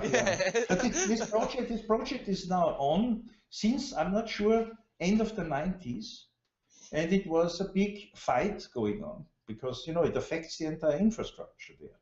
There is a real business built around the train there, and so this train will not exist anymore. And then they had problems with the geology. You know, they were not sure how to make the tunnel to make it stable enough, or how to make this tubing, you know, for the air, climatization and so on. It was very complicated. I think they are still not finished with it. I have to have a look, but it was more than 100 years that they have to wait for this. Huh? Yes. It was so successful, actually. Like this straight train that you have in Australia is somehow, maybe for some tourists of big interest to take it. It was so successful for a long time that they really cannot get it out of the brain, of the thinking of the people there, the locals and the tourists. So it's 27 kilometers now. In total, it will be 62 tunnel kilometers through this mountain. Okay. Yeah. It's right on now. It's in It's called Basistunnel. It's the base tunnel now. I think it will be finished in a few years or so. But as I said, this nice view you would have, it will be gone. Maybe they will install this tourism train there. You know? Maybe, yeah. That's a special one, you know, with the old train models that are just going up and coming down from there. Yeah. But the guy was very intelligent. If you see this whole track, how it is laid out, it was genius. You know how he did that. It's not a flat mountain. It's a very steep one. So if you go there, you can look out of the train, and it just goes down 100 meters there to the left. Yeah. So it wasn't a simple job to do that.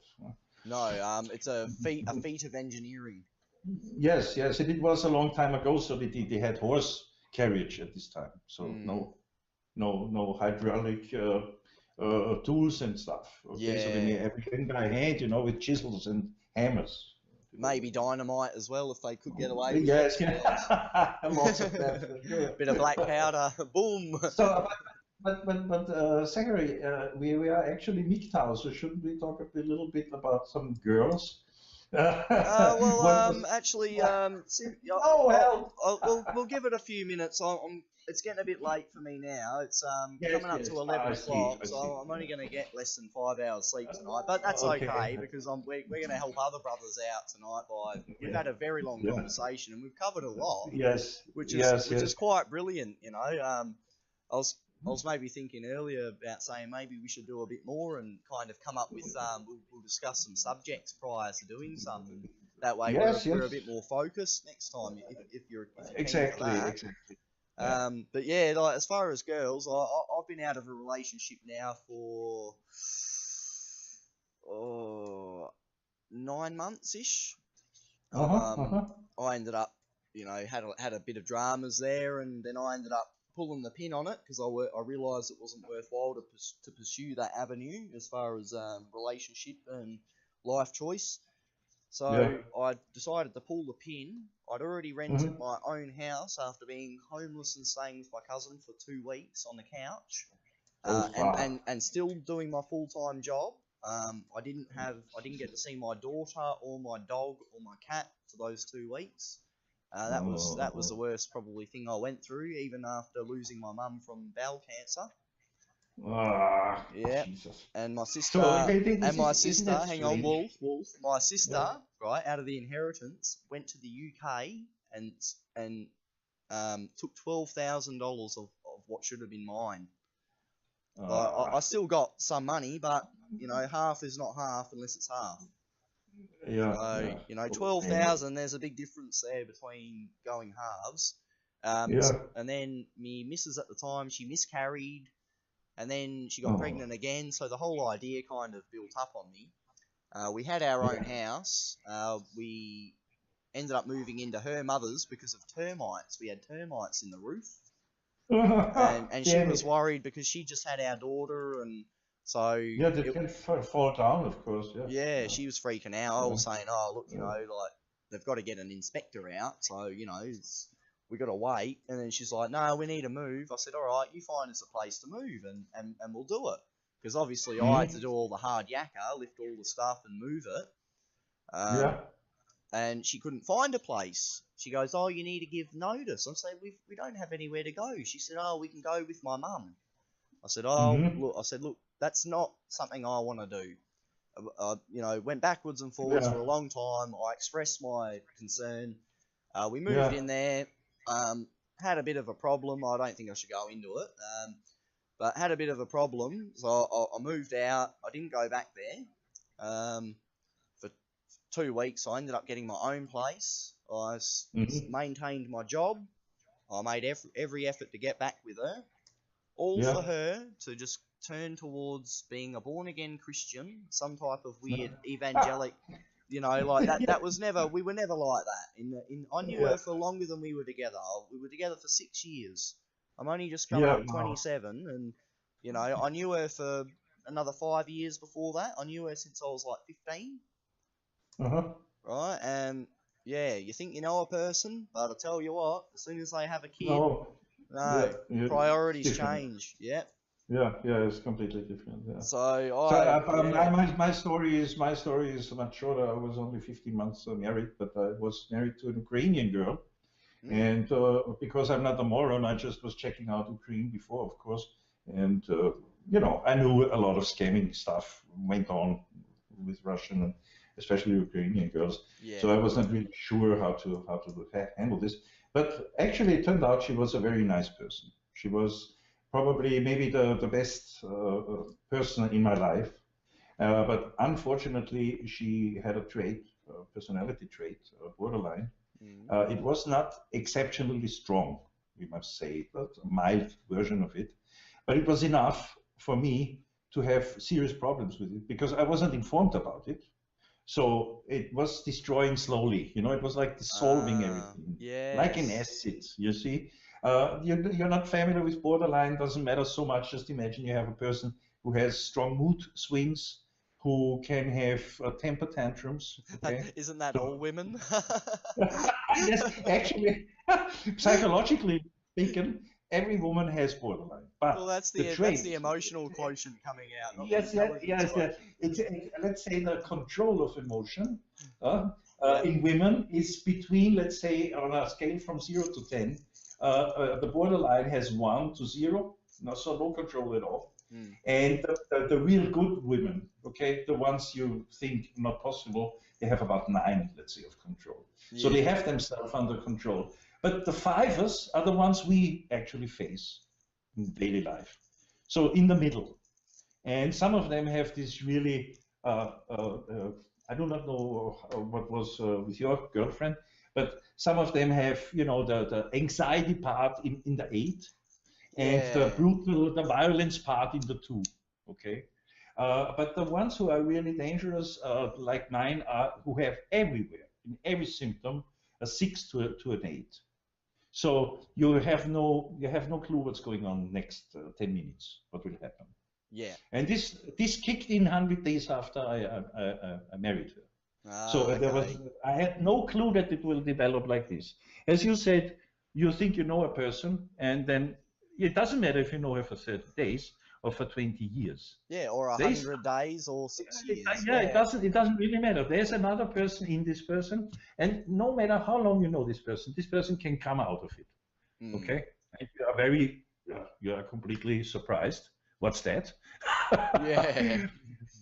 So she went away from me 5 times.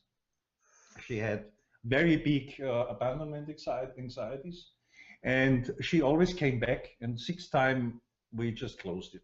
So I was filing for divorce, and we just separated.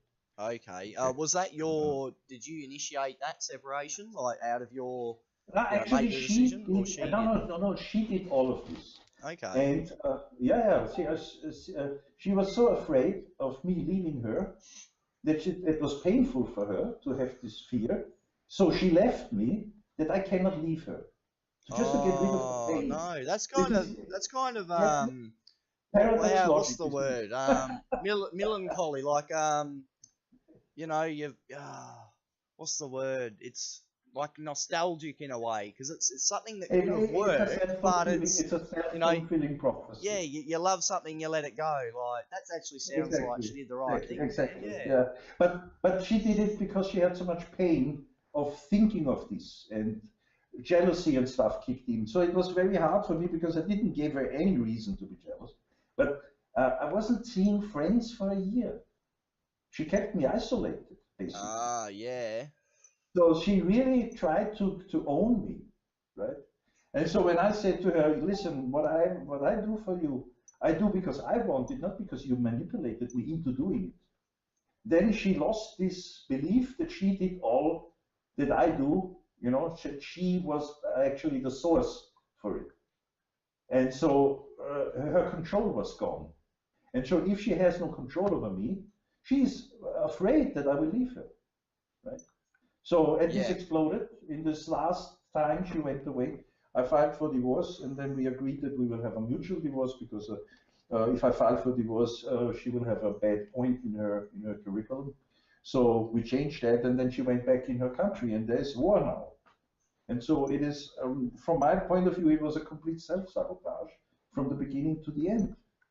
This is also typical for the straight, right? Yeah. So after that, you must imagine the MGTOW guys actually saved my ass because it was not easy for me to handle this. Yeah, Absolutely not. definitely. Yeah. Yeah. You can sit there literally with a gun in your hand and ask yourself if you should shoot yourself. Yes. You see, and for some reason I started to study psychology and started to be interested in what is happening to this girl, what is going on with her inside. Oh, and that's when you got more into the female. Yes, and then nature, I suddenly stumbled over this borderline thing. And then I stumbled over Paul Elam because he had this borderline trait in, I don't know, in a discussion with a friend of mine. And from there, I went to the MGTOW guys, like Human and Sandman, and the funny one, the one who makes me laugh all of the time, the mobile MGTOW, who is very funny. Oh, okay. And suddenly, you know, everything, you know, was clear for me. It was brilliant. Because I started off with Sandman as well. And most recently, I've been watching. I actually watched. I think it was 2 live Sydney MGTOW because that's over east. That's Australian. Yes, and Human is Australian as well, and I like Human very much. Yeah. You know Human? Yeah. No, actually, I don't know Human, but I can imagine they'd be quite raw and realistic. You know, like yes, he's very rude. I like his style. Yeah, from their own perspective. You know, like it's just it's who they are. Danny, you know saying, what I don't like and what is missing for us, all of the men, is this political correctness that we always respect. We should not do that. If we are angry, we should talk like it. Right? Oh shit, yeah, definitely. Wolf. Yeah. We should not stop. We should not care for the feelings of other people before we care for our own feelings. Right? That's right. Put your emotions on your face. Wear your heart on your sleeve. Yeah. I mean, my wife fucked up everything. So why should I hold it back? Why should I say no? You know, it was my mistake. No, it wasn't then. It wasn't my mistake, you know. I was the one always, you know, apologizing for stuff that she did because she was unable to apologize for anything. Yes, and you were taking up that emotional slack of being responsible. Yes. I knew exactly what I'm doing now is basically wrong because she should apologize. But what should I do? Just give me the silence treatment for a week or something? Just because she's waiting for, I don't know what. A reaction. Just a reaction. yes, that's crazy. It's stupid. So I'm 57 years old. You know, I had so many relationships in my life, but I never had one that was so terribly female, like with my last wife. Yeah. She was like every female times 100. You know. See, I've only had one serious relationship too, and that was, you know, my last one, and. Yeah, everything else has not been serious. You know, I like to consider myself fairly lucky with the women, but at the end of the day, you know, that's all overrated for what it is. I mean, I thought I wanted a relationship and I thought I was ready to settle down, but, you know, it took me mum passing and my sister screwing me over about $12,000 out of the inheritance, and then me ex using me pretty much as a sperm donor, and in a way stuffing me off as soon as she got the kid. You know, making it hard. I haven't seen my daughter in 8 months now, and you know, I'm having to go through the system. Is she there? Is she in Perth somewhere? Yes, I'm actually not far from her at all. So if we go back to maps, I'll give you a better description. She just doesn't show up. No, because I've got these restraining orders now. I'm actually not allowed. Yeah, I'm not allowed to contact her mother. So you know what I think sometimes? I think those people really have some problems, some really serious problems. You are the best man when they marry you, okay? Yeah. After that, you are just uninteresting, boring guy. And when they separate, you are the biggest enemy. How can this possibly happen? Yeah. I really cannot fancy that. With my wife, I can try to hate her for what she did. Yeah. But I will never suffice. I will never manage to really hate her. Because there was one time this feeling and it doesn't go away. I cannot just cancel it out. But women, or maybe they do not have this feeling at all. Okay? So they just fake it. And afterwards, they can have whatever feeling they want because there was nothing there in the first place. Or they have this talent to take their attraction or affection or infatuation or whatever, however you call it, and just put it on the garbage Yeah, and just forget it from one day to the other. And men cannot do that.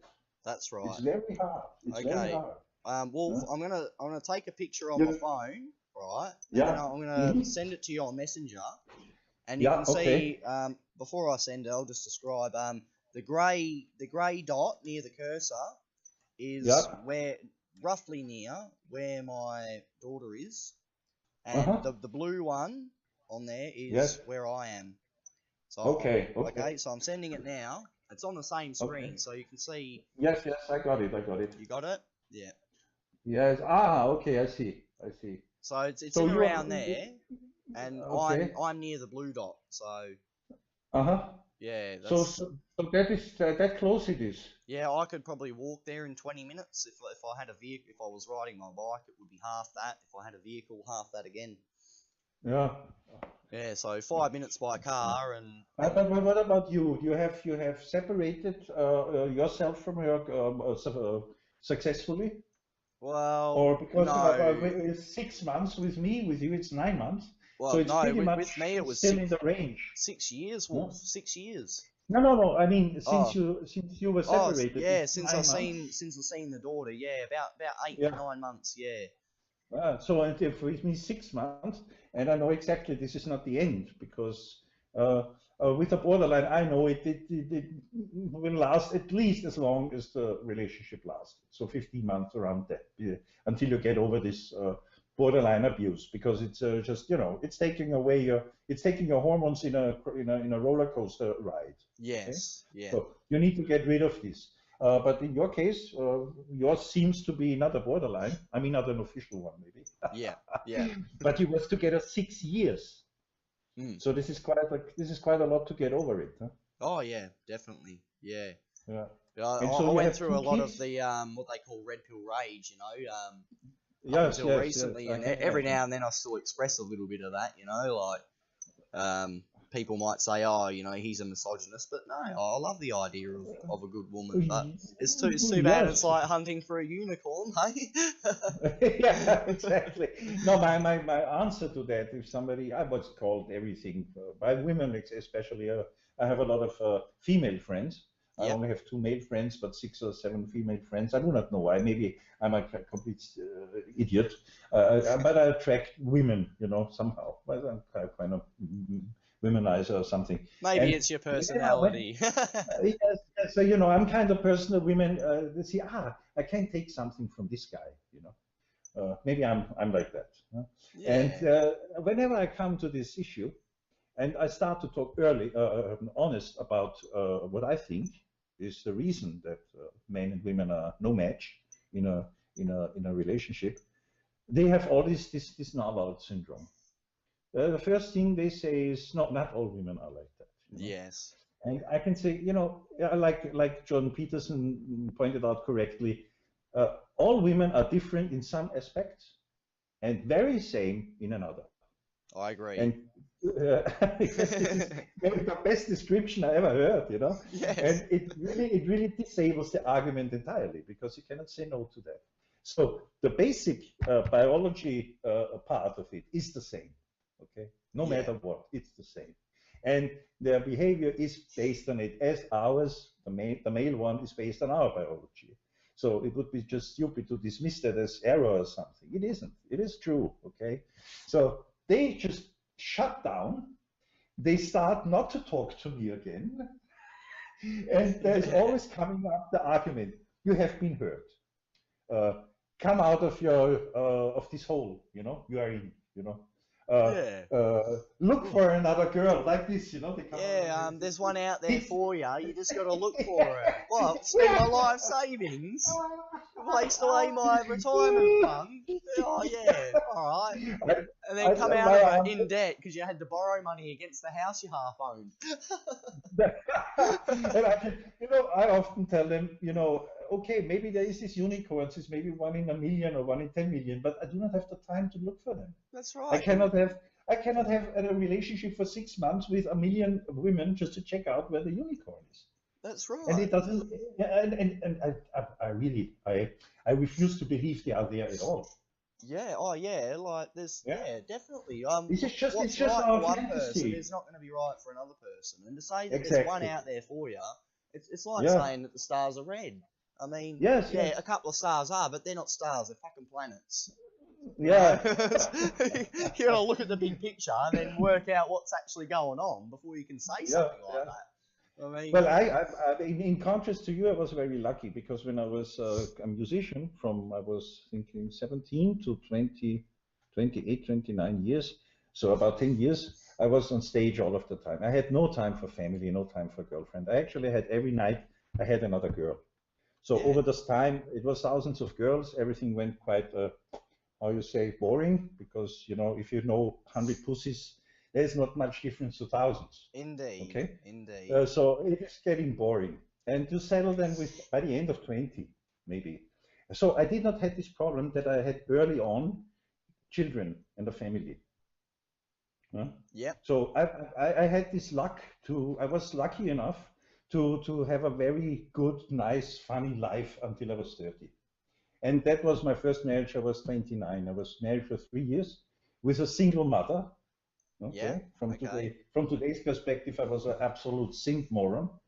And we got divorced because she was monkey branching. She said, I found a nice guy who is much better in sports than you are. Whoa. Yes. And she didn't So even lie. She just straight out. no, no, no. She I'm was leaving straight you away. because, etc. Yes. No, no. Whoa. But for me, that was very good because from this Wow. time on, I never thought about marrying again. So, but almost 30 years later, I ran into this Ukrainian girl who had Oh. troubles with staying in my country because it was not allowed. So I thought of that again. Okay. But she was fair. Okay. She was crazy, but she was a fair person. I do not want to, there is nothing negative about her except that she doesn't know what to do. That she doesn't know what she's doing. Do you think that she married you just to get into the country? No, actually, it was my proposition. Ah. She wanted to go back because the visum was valid for another 3 or 4 weeks, I think, when she arrived here. Yep. She didn't have this plan. I was checking out everything, you know, gold digging symptoms and so on. I really shit tested her, I think, 2 weeks. Okay. There was nothing to be found. Yeah. Whenever I told her I want to buy for her because she lacks shoes and stuff, she said, no, don't do that. So she was not this, okay. she was not this typical girl, really. Yeah. And so I was quite Like committed taken to back. everything. Oh yeah, committed. Yes, Yeah. yes. Because I say, well, there's nothing wrong with her. She's okay. She had, you know, you cannot compare the Ukraine to Western Europe. You can forget it. You must imagine, you don't know the Eastern Bloc, right? No. When I was young, I was in the Eastern Bloc often because Hungary was part of it. And it's completely different mentality. You stand up in the morning, and whoever asks you if everything is okay, you would say everything is perfect. Yeah. Because it's not allowed that something is not good. You can keep that for yourself. You can keep it in a family, maybe. But you're not allowed to say anywhere in public that something is shit, right? So this is the base of the socialism in the USSR. Okay. So if something is crap, you say no, it's fine, and you live in a cognitive dissonance all of the day, okay? Yeah. And then there's corruption because people do not get enough money for what they want, and everything is corrupted. So now I checked it up. Ukraine is 5 points over Nigeria in corruption. Oh yeah. So that means whatever kind of diploma you have, my wife was medical doctor, whatever diploma you have, it is worth toilet paper in Austria or in Europe. Because you can assume it's bought, somebody buy it for you.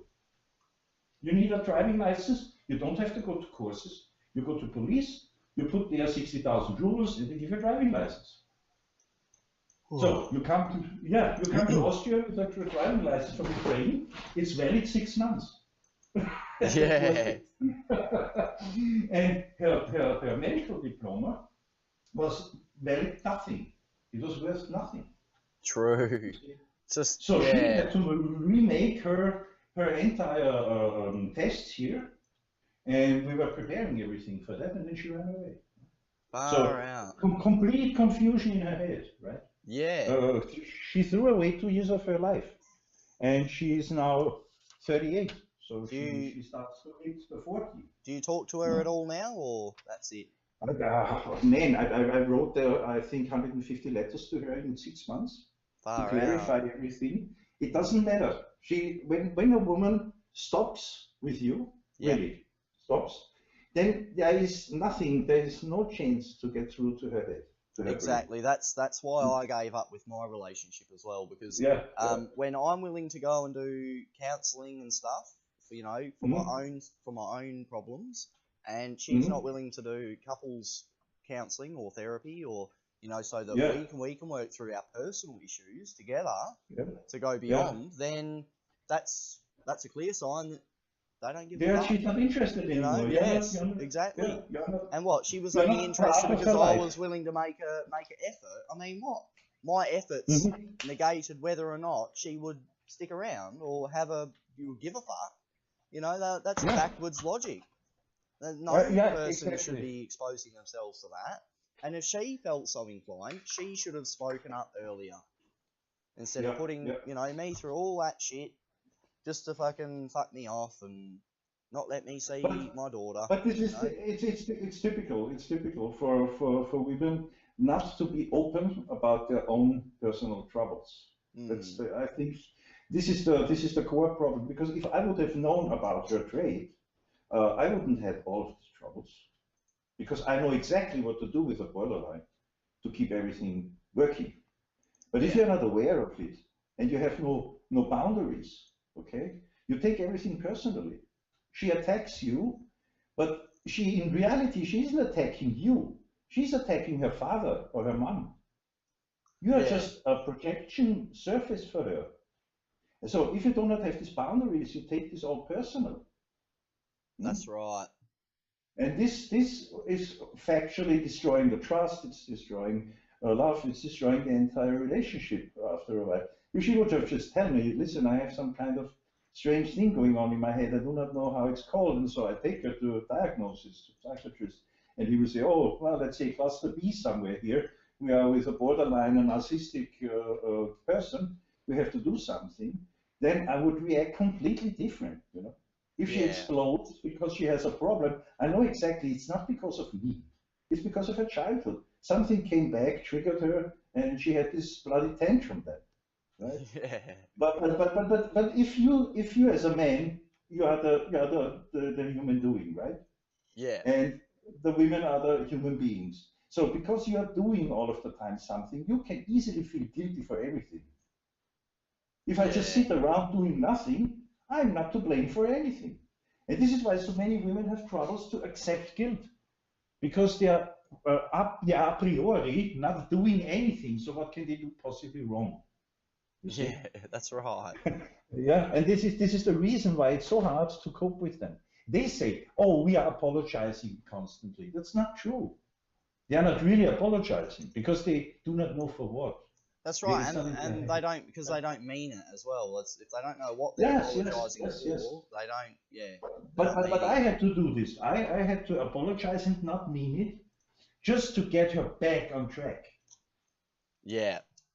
To feel normal again, because I saw her pain. I saw how she suffered, and I cannot do anything else than just say, okay, my apology for this and that. And she said, why? What are you apologizing for? And then I had to find things, okay, that I did, that I have to render. I did them wrong, but they were not wrong.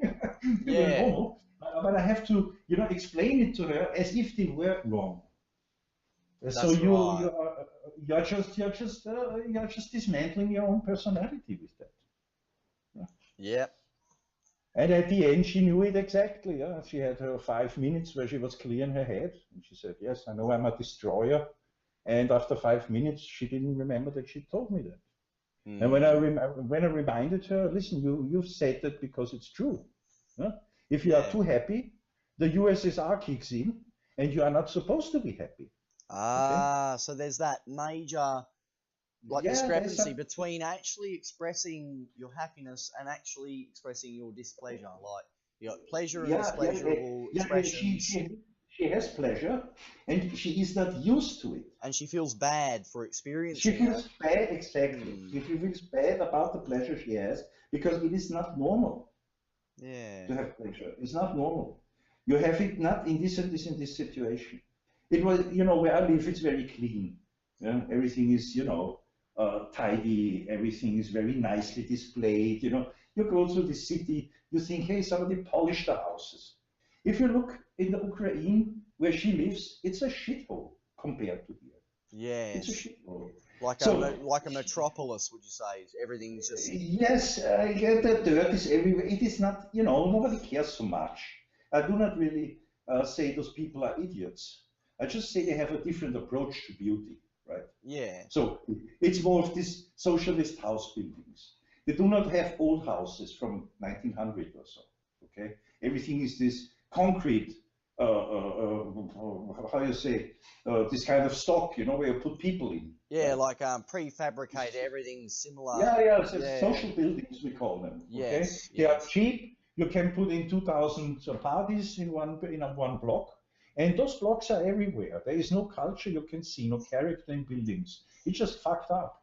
There is Yeah. everywhere is graffiti on it, plants growing where they shouldn't. Streets have cracks in it. Nobody repairs them, and so when I look at this street view on Google and I look at the city she lives in, I would say I would never go there back. If I once am away, even Istanbul, I would prefer over that. Yeah. So Okay. where she's in Ukraine? Yeah, she is in the What's east where the war is now. what city? Donetsk. Donetsk. This is where the war is. Is that Also, because I can't tell what the language is, but there's it's one on the east. north, one on the northeast, one on the southeast, and one on the south. Go southeast from Kiev, from the capital, southeast direction Azov Sea. Oh, here we go. Zoom in a bit more, Zach. That'll help you. Kiev. Oh, yep. A bit south from Kiev, you say? Yeah. Towards the center. So it's if you see the Azov Sea, this is this little this little ocean there from the Krim. The Krim is this island, this big island, half island, okay, semi-island. There is a bit of ocean going to the back into Russia, and if you go from Kiev to the end of this sea, of the Azov Sea, you have a line in your head. You see Kiev? Yes. You draw a line in your head. Then on the line there is Donetsk, and it's about it's about a quarter of this ocean to the northeast. Okay. I can make you a photo if you want, or if you... Yeah, send it to me on Messenger. I sent in Messenger a link, and you can just watch it. I have the war map here currently. Where is it here? So because all this stuff it seems to be in the in their language. So yeah, I see. I can tell what Kiev is, but everything else seems to be a bit. So here you can see the red area is the area where is fighting. It's the zone. It's the zone that is Russian dominated. So the people from Russia live there because Ukraine translated means borderland. There's many different people are living in Ukraine. Hungarians, Germans, Russians, Belarus. I do not know from what countries, but it's a lot. And in the east is a very valuable part with mines and ores, oil, gas. I do not know what they have. They have a lot. It's very valuable, and it belongs to the Russians. So there's Russian ethnicity there. Okay. And so if you see the map now, you see the machine guns and the bomb symbols. And this is where conflict is right now. Okay. So if you click on the have to go on the map. Yeah, I'm looking at the moment. Hang on. Do I press region? Region? Is that? Sorry, now you can close this. Oh, what? Yeah. You take Ukraine in the main menu. In the main menu, you take just Ukraine. Oh, yeah. And on the right, you have this navigation with time and language and everything. Yep. You should see a map now. You see a map when you click on Ukraine? Yep. There we go. And so And there was one that you should be able to read. It's called Mariupol. It's behind. It's northeast of Krim. And it's Krim is also called. What'd you say? Mariupol. Mariupol. It's a harbor. It's written very large, so in the smallest zoom you should see it. There's Sevastopol. This is at the Krim, and you have Sevastopol. You have this island which is red, which is in the middle of the Black Sea. You have to I can click on see. Ukraine. Oh, yeah. Got it? I think so. Okay. I'm getting pretty sleepy, so I'm probably just in a bit of a daze. Me and my young brain. If you go to the northeast, there's another big area that is red, and this is the area around Donetsk, Lugansk, where the war is. Oh, okay. Yep. Okay, and on the corner where this red map goes to south, from the northeast to the south, there's Donetsk. There's two bomb symbols there, I think now, and a machine gun symbol. Oh, I see now. This is the capital of this area of the district of Donetsk. You said Mariupol, didn't you? No, Mariupol is on the sea. Yes, you have to go to the north. North, yeah. Until there is a kind of corner where the map, this red area had turned 45 degrees to the northeast. And right there where this corner is, there's Donetsk. Oh, D-O-N-E-S-K. Donetsk. I might just look it up, actually. Donetsk. Yeah. Here we go. It's written D-O-N-E-T-S-K. Yeah, hang on, I'll bring it. Yeah, yep, Donetsk. Yep. Yeah, exactly. Oh, I got ya. Yeah. It's not far from where I was at. Yeah, just up. Yeah. So it's also not far from Vienna, right? It's not. So you have a lot of miles to do from Perth to Sydney compared to this. Yeah. But there's war there, you know. There's the Ukrainian troops against the Russian separatists. Far out. Those Russian separatists are still going at it, aren't they?